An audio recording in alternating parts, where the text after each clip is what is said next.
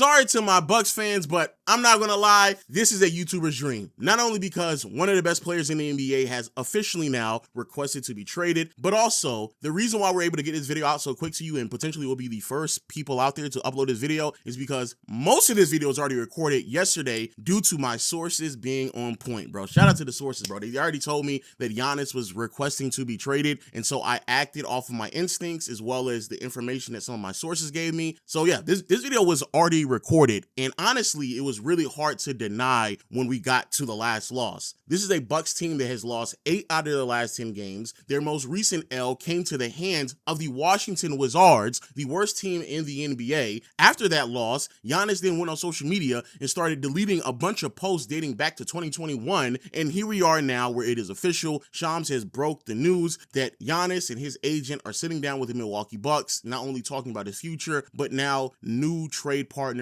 for him to be dealt elsewhere. And to make this even more official, Brian Windhorst has just broke even more news in a very important piece of information that's now floating out there. Remember a couple of months ago we made a video about Giannis going to the Knicks because Giannis and the Bucks sat down and had this hypothetical conversation that if things were to go south, where would you like to be traded to? Yeah, come to find out that really wasn't that much of a hypothetical conversation. Brian Windhorst is now reporting that effectively that was Giannis's first trade request, but unfortunately it happened so late into the offseason that they really couldn't pull it off, and they had no other choice but to wait until where we are today in December to officially start making these trades, because the players that signed during free agency, they can't get traded until December 15th, which kind of now leads us to where we are right now. And boy, it's really, really bad and certainly understandable for Giannis to finally start demanding a trade. Like I just said, Milwaukee has been egregiously bad to start this season. After a pretty solid start to the year where they won 4 of their first 5 games, they have fallen off the face of this earth. And as I record this video, they have a record of 9-13, an offensive rating that is hovering around average, but a bottom 10 defense, which has resulted in a negative net rating, of course. But the record at large is the bigger problem here, because for a team that resides in the Eastern Conference that is fairly wide open, shout out to Detroit, they've been playing really great to start this year, and also shout out to a couple of surprise teams as well, such as the Toronto Raptors and Atlanta Hawks. Jalen Johnson, you're doing your thing. B.I. Scotty Barnes, I love what I see out of y'all as well, but let's just be honest with ourselves. Sure, Eastern Conference teams are competitive amongst one another, but like 5 of the best 6 or 7 teams all reside in the Western Conference, and so for Milwaukee to not be a standout team, or at least a team that is competing at the top of a weak Eastern Conference, is very concerning. And these are all things that we basically knew could potentially happen before the season began, but I didn't think it was going to be this bad this early on. Only a month into the season and the Bucks have already racked up double-digit losses. Defensively, they are atrocious, and how much they have to lean on Giannis every single game is certainly concerning, and to point into the direction even more that it makes the most sense for them to just trade him when they have the ability to do so. Now, already hear some people, especially the desperate ones, going to sit there and tell me that Taurean Prince is out for the rest of the season with their herniated disc. And trust me when I say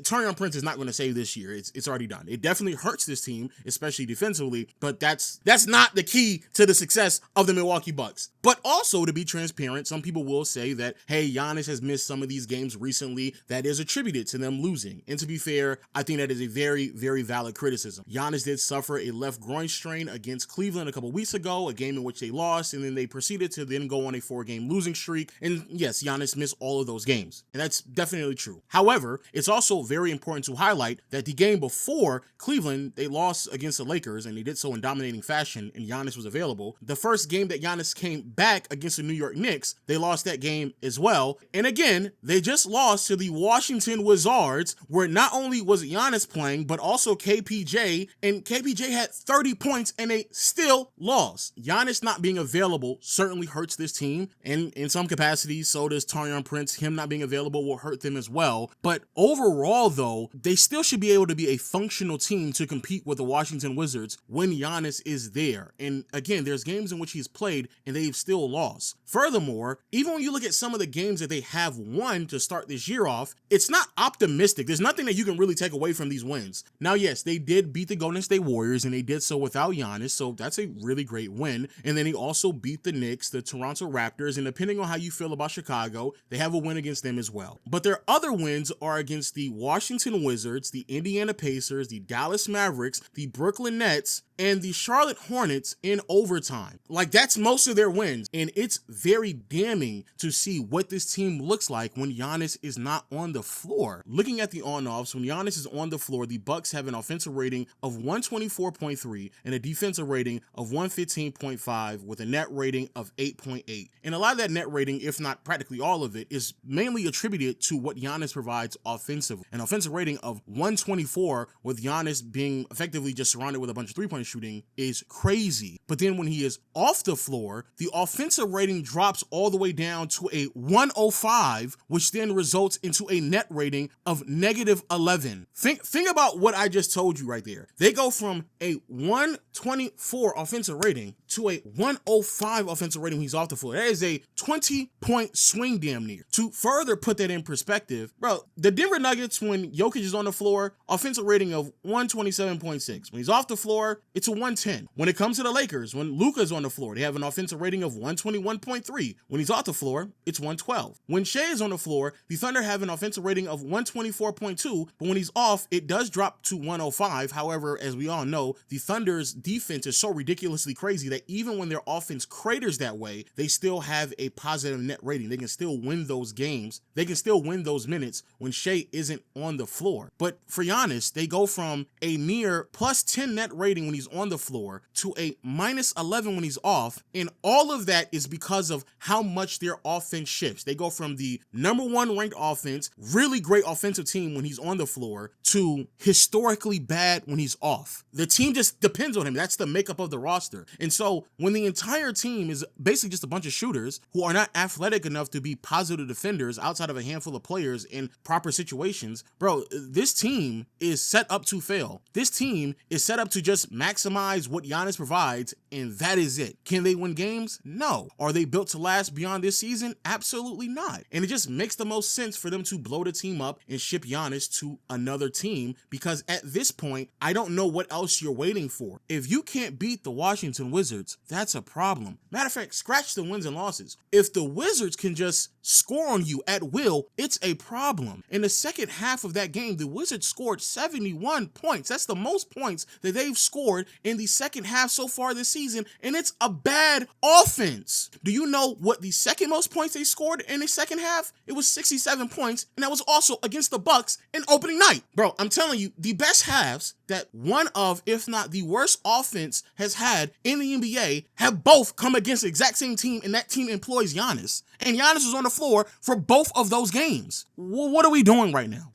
So with all that out of the way, what exactly is next, and where exactly should Giannis be traded to?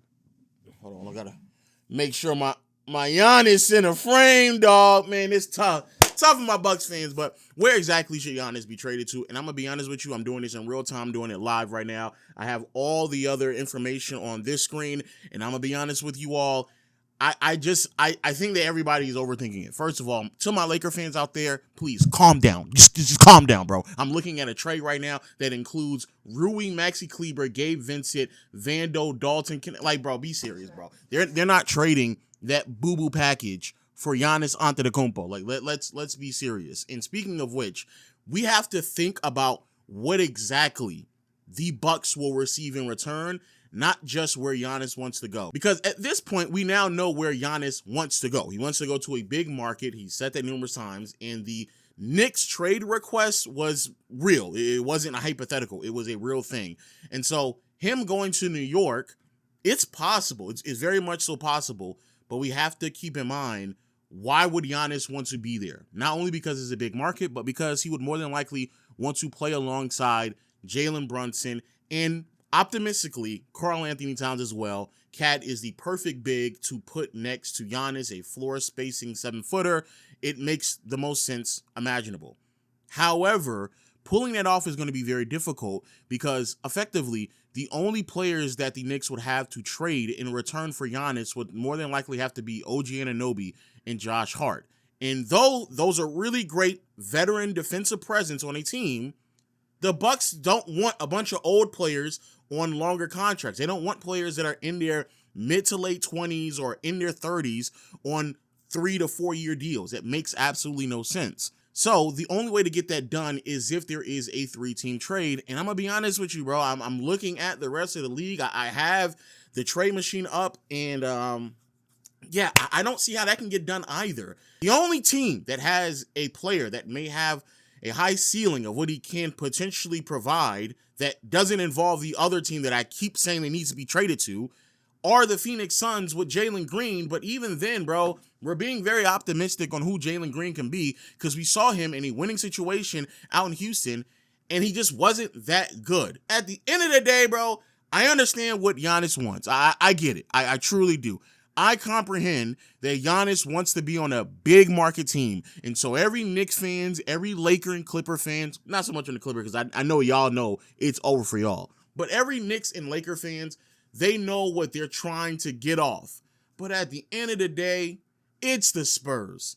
Not only do the Spurs potentially have the young assets and draft capital to help facilitate Giannis going to New York. They can send over Keldon Johnson, they can send over Devin Vassell, and maybe a draft pick, and in return, they receive OG Anunoby and Josh Hart, who I do believe will be really good complementary pieces around De'Aaron Fox, the other young guards that they have, and Harper and Castle, and of course, Wemby. But if you're San Antonio, I'm not helping anyone else get Giannis. Giannis, just come here, bro. Just come here. Stop fighting this, bro. And I mean that so serious. I am Giannis. I got a whole doll of you, my nigga. Like I fuck with you really heavy. I love you, bro. I love you. There's a team beating everybody's backside in right now, and you're the key to stopping them. Let's just call a spade, bro. I'm tired of OKC beating everybody. And you sitting here talking about you want to play for a large market. No. Bro. Get traded to San Antonio. You're going to play next to De'Aaron Fox, bro. De'Aaron Fox is a really good guard in the NBA. He's already proved that he can play off ball in DHO sets with Sabonis a couple of years ago in Sacramento. Go play with him. He can close out games as well. He's there. Then you get to play next to a bunch of other young players on very flexible contracts, regardless of who gets traded. Keldon Johnson's going to have to go. Devin Vassell's going to have to go. And sorry to my Spurs fans, but one of Castle or Harper, they're going to have to go. And then they have draft capital that they can move as well. So they have the flexibility to pull it off very seamlessly. Harrison Barnes is going to have to go as well for contract reasons, but that's fine. And in return, you will still have another young guard, more cap flexibility than any other team that you can get traded to. But more importantly, you will play with Wemby. A front court that features Giannis and Wemby would literally break the NBA. It would change the dynamic that everyone would have to play basketball a different way. That will be the only front court that would consistently, for the next handful of seasons, be able to defend Jokic. That will be the only front court that will consistently be able to just beat and destroy OKC inside, because we all know Hartenstein is not going to be in OKC forever. They're going to have to move off of him for financial reasons. They're going to go over the cap. We already know how that's going to go. But OKC is already preparing for that day. You are the only ones that can force them to make certain tough decisions with their roster. This is the only way. I know, Cat, really great fit. I get it. New York, bright lights. But Giannis, I need you to tap in. I need you to go in that front office and tell them, send me to the Spurs. San Antonio, I need you to pick up the phone and tell them he needs to come here. Everybody else, I need you to shut up and get out the way, because that is the only team that stands a chance to competing against that roster right now, at least long term. A front court with Giannis and Wemby would literally break the NBA, and that's what we need to see. Let's stop playing. Giannis, put the Spurs jersey on, and let's ball up top. Ball up top. Let's reset the season, dog. Ball up top, dog. But with that being said, y'all let me know y'all thoughts in the comment section below. Where do you think Giannis should be traded? And until next time, I'll see you all later. Peace.